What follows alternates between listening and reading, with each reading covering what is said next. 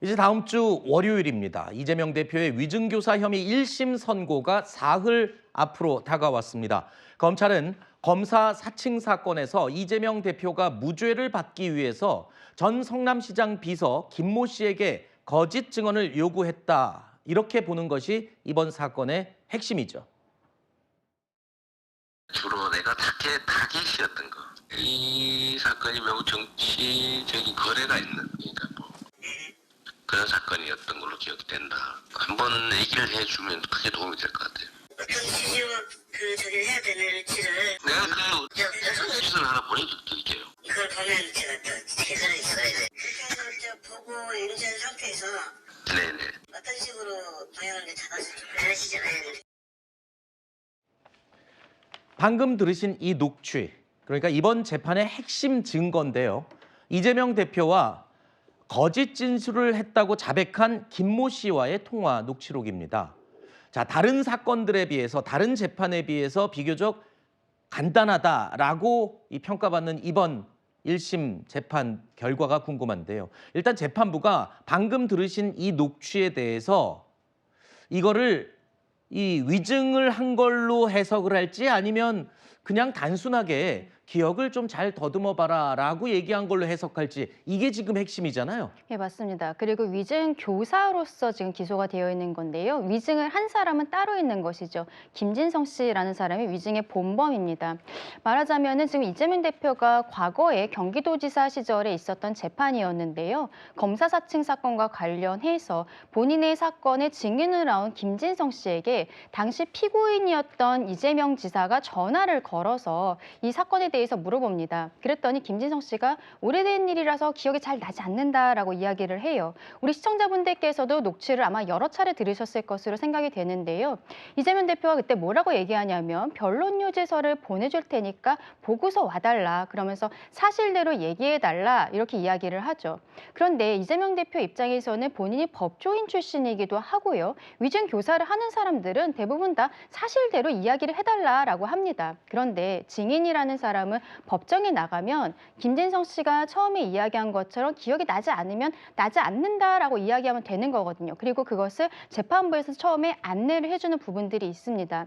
그러면 만약에 위증교사가 아니려면 김진성 씨가 오래돼서 기억이 나지 않아요 라고 얘기를 했을 때 이재명 대표는 그러면 기억이 나지 않는다고 얘기해 주시면 됩니다 라고 얘기했어야 되는 것이죠. 네. 그런데 지금 변론유지서를 보내주면서 기억을 환기시켜달라라고 이야기한 것 자체가 문제라고 지금 검찰과 국민의힘에서는 보고 있는 것이고요. 네. 민주당에서는 사실대로 이야기해달라라고 했기 때문에 이게 어떻게 위증이 될 수 있냐라고 지금 주장하고 있는 그런 상황입니다. 네. 우리가 방금 들었던 내용에는 사실대로 이야기해달라, 뭐 거짓말을 해달라는 건 아니다라는 발언이 들어있진 않았는데 네. 전체 풀 녹취가 30분입니다. 네. 30분에 12번을 이런 얘기를 합니다. 사실대로 얘기해달라는 거다. 뭐 거짓말을 얘기해달라는 건 아니다. 라는 네. 얘기를 그러면 2분에 한 번꼴로 계속해서 얘기하는 거거든요. 네.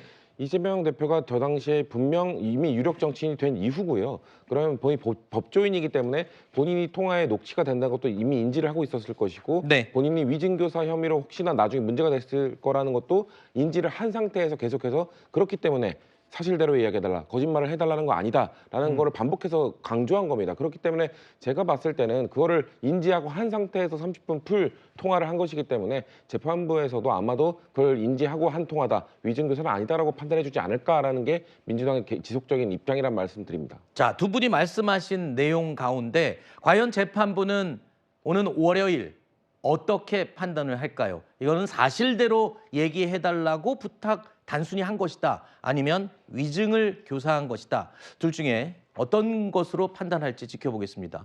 자, 일단 위증교사 1심 선고를 앞둔 이재명 대표는요, 결과에 대해서 사법부를 믿는다라고 말했습니다. 그러면서 사법부 전체를 싸잡아 비난하는 건 바람직하지 않다라고 강조하기도 했습니다.